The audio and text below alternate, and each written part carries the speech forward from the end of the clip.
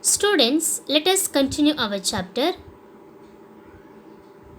Today we will discuss the sources of history. Some of the sources which tells us about history. The first one, manuscripts, inscriptions, coins and archaeological sites. Now we will discuss the first point, manuscripts. Manuscripts, it is a handwritten book. Okay, it is written by hand. This comes from the Latin word manu. It means hand. And usually it is written on palm leaf. This palm leaf they used to write poems, life of kings, epics, etc.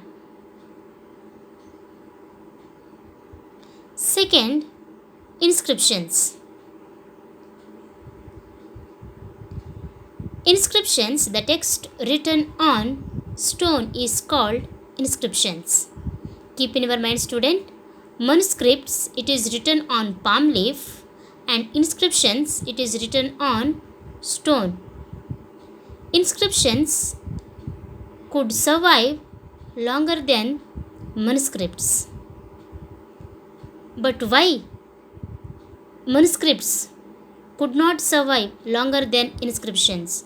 Because manuscripts which is written on palm leaf, it is eaten by some insects. Okay? See, in your textbook, they have given examples. It is an example of manuscript written on palm leaf, and here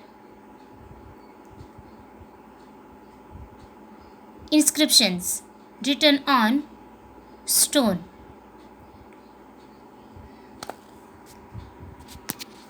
Here, students,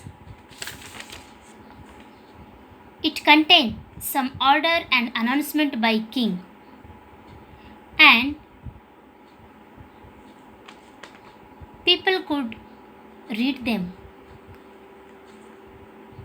Okay, it contain means inscription as well as manuscript. It contain some order and announcement by king, and these were usually written in Sanskrit, Tamil and Prakrit. Which language they were used, student? Sanskrit, Tamil and Prakrit.